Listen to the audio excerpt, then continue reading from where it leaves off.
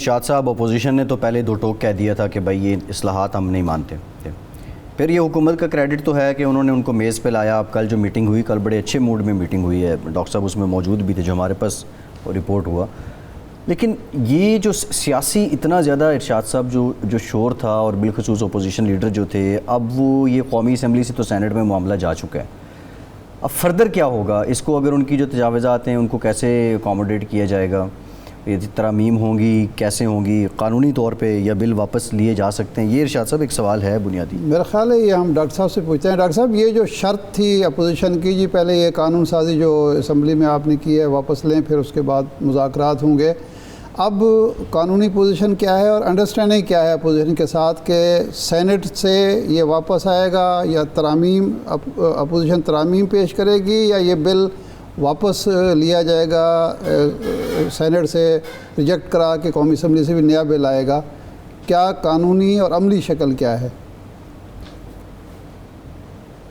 جی قانونی طور پہ بھی اور رولز آف بزنس کے مطابق بھی اور آئینی طور پہ بھی, اور کل جو ہمارا گفتگو کے بعد اتفاق رائے تھا وہ اس طرح سے تھا کہ ہم نے تو اپنا مائنڈ دے دیا. اب ہمارے بل ہیں, ہماری رائے وہی ہے جو بل پاس ہوئے.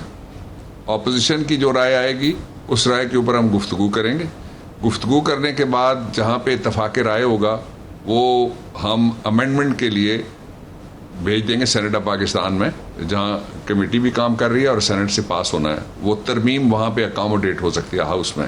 ایک دوسرا یہ ہے اس کا پہلو کہ جو ان کی تجاویز ہوں گی جن پہ اتفاق رائے اگر نہیں ہوتا تو وہ بھی ہم کنوے کریں گے سینٹ آف پاکستان کو. یہ دوسرا اس کا طریقہ ہے.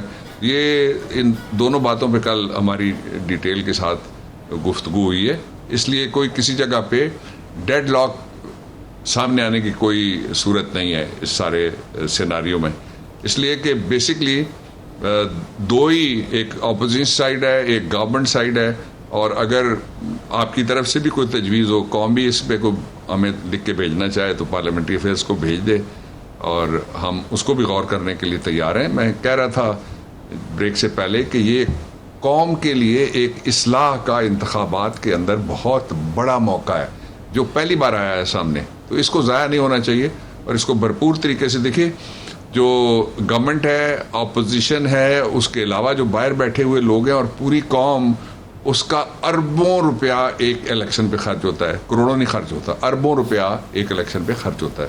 تو اس کا نتیجہ کیا مزید جھگڑے کی صورت میں, عدم استحکام کی صورت میں, اور جو بد زبانیوں کی شکل میں نکلنا چاہیے, یا لوگوں کے لیے بیسکلی جو پرائمری جاب ہے کسی بھی پارلیمنٹ کا ساری دنیا کے اندر وہ یہ ہے کہ وہ لوگوں کے لیے لیجسلیشن کرے, اچھے قوانین بنائے. تو اس کے لیے ماحول ہم تیار کر رہے ہیں کہ ان انتخابات کے ذریعے سے پاکستان کو آنے والے سالوں اور اشروں میں استحکام ملے گا انشاءاللہ. ڈاکٹر صاحب میرا خیال رولز بزنس میں بھی یہ بات ہے, اور قانونی طور پر کیا یہ بہتر نہ ہوتا یا اب بھی بہتر نہیں ہوگا کہ اس بل کو, چونکہ اس سے عام آدمی کے حقوق کا تعلق ہے, ووٹر کے حقوق کا تعلق ہے, کہ اس کو وسیع پیمانے پر مشتہر کیا جائے, میڈیا کے ذریعے, اخبارات کے ذریعے, بار کونسل کو بھیجا جائے, باقی جو ادارے ہیں, اور ایک اپوزیشن پارلیمنٹ کے اندر تو کچھ کرے گی, باہر سے بھی تجاویز لے کے پھر ایک جامع قسم کا بل جو ہے سینٹ سے منظور ہو اور قومی اسمبلی میں بھی اس کو منظور کرایا جائے ترامیمی کے ساتھ. میں I am using 92's forum, میں آپ کے ذریعے سے کہہ رہا ہوں, سب کو دعوت دیتا ہوں کہ جو واچ ڈاگ ہیں الیکشن کے یا جو لوگ انٹرسٹڈ ہیں وہ ہمیں تجاویز بھیج سکتے ہیں. ان تجاویز کو ہم سیریسلی ایگزامن کریں گے. اور میں آپ کو یہ بھی بتاؤں کہ بیرون ملک پاکستانیوں نے ہمارے جتنے بھی ذرائع ہیں کمیونیکیشن کے بھرے ہوئے ہیں تجاویز کے ساتھ, وہ ہم سے زیادہ انٹرسٹ لے رہے ہیں. جو بیرون ملک مقیم پاکستانی, کچھ لوگوں کا خیال یہ تھا کہ وہ ملک سے دور ہے, سیاست میں انٹرسٹڈ نہیں ہیں.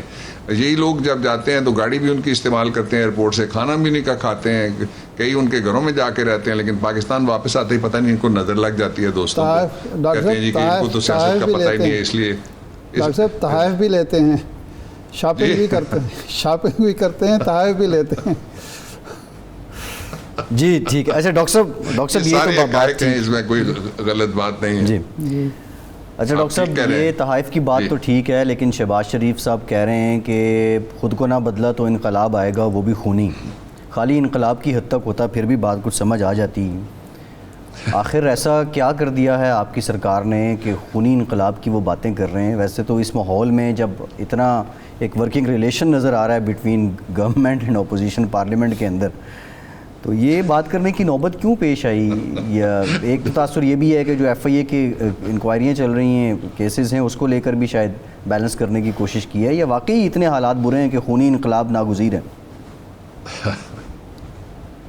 دیکھیں ان کے ناقد ان کو شو باز کہتے ہیں، اس لیے شو بازی کرنے دیں ان کو۔ فیصل، آپ نے اب اتنا لمبا سوال پوچھا، آپ چھوٹا سوال دیکھیں نا، انہوں نے چھوٹے سوال سے قوم کو ہٹانے کی کوشش۔ چھوٹا سا سوال یہ 25 ارب روپے آئے کہاں سے آپ کے اکاؤنٹ میں؟ آپ دونوں کو بھی جو چیک ملتا ہوگا کسی اکاؤنٹ میں جاتا ہوگا، ہم لوگوں کو بھی جو چیک ملتے ہیں اکاؤنٹس میں جاتے ہیں۔ 1 روپے کوئی دوسرا آدمی اگر آ کے جمع کرائے اکاؤنٹ میں تو وہ آپ کو نوٹیفیکیشن آ جاتے ہیں 1 سیکنڈ میں۔ 25 ارب روپے جس آدمی کے اکاؤنٹ میں ہوں، وہ یہ کہے کہ میں گیا تو انہوں نے میرے ساتھ سوال کیے، تو سوال نہیں کریں تو کیا کریں؟ میں آپ کو ایک اور تھوڑا سا رن ڈاؤن دیتا ہوں، ایک اور دلچسپ چیز ہے، وہ بھی میں آپ سے شیئر کروں گا۔ کہ باپ کہتا ہے بیٹے کے پاس پوچھو، بیٹا کہتا ہے میں تو ملک میں واپس کوئی نہیں آؤں گا۔ بیٹے سے سوال کریں، وہ کہتے ہیں بیٹی سے پوچھو، بیٹی کہتی ہے میرے تو لندن میں کیا پاکستان میں کوئی اکاؤنٹس نہیں ہیں۔ یہ اتنا بڑا انہوں نے پاکستان کی لوگوں کے لیے انٹرٹینمنٹ کا سامان مہیا کر دیا ہے کہ اس کو کوئی بھی سیریس نہیں لیتا یہ جو بات کریں۔ پھر یہ کہ انقلاب لانے والے منی لانڈرنگ کے ملزم کبھی کوئی انقلاب لایا مجھے دنیا میں بتا دیں آپ؟ کوئی مفرور شخص ایسا جس کو سزا ہوئی ہو، بہانہ لگا کے باہر جائے، دوائی لینے کے لیے جائے اور گم ہو جائے جا کے لندن، وہ انقلاب وہاں سے لا سکتا ہے؟ یہاں سارے پاکستان کو، پوری گورنمنٹ کو، یہ بڑے بزدل لوگ ہیں، یہ بزدل لوگ ہر دور میں مقابلہ کرتے رہے۔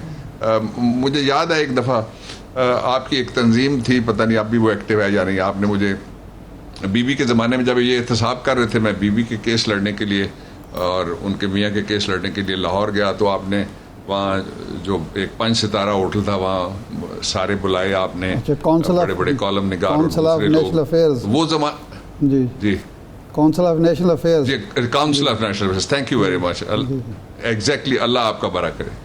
تو یہ ان حالات میں گزرے ہوئے، یہ تو جب احتساب کرتے تھے تو شہباز خود کہتے تھے کہ میں پیٹ پھاڑوں گا چاقو سے، اس کے بعد کہتے تھے گلے میں رسا ڈالوں گا، اس کے بعد کہتے تھے یہ جو کھمبا ہے اس کے ساتھ میں الٹا لٹکاؤں گا، اور اس کے بعد کہتے تھے پھر لاش کو میں گھسیٹوں گا۔ 5 شہروں کا وہ نام لیا کرتے تھے اپنی تقریر میں۔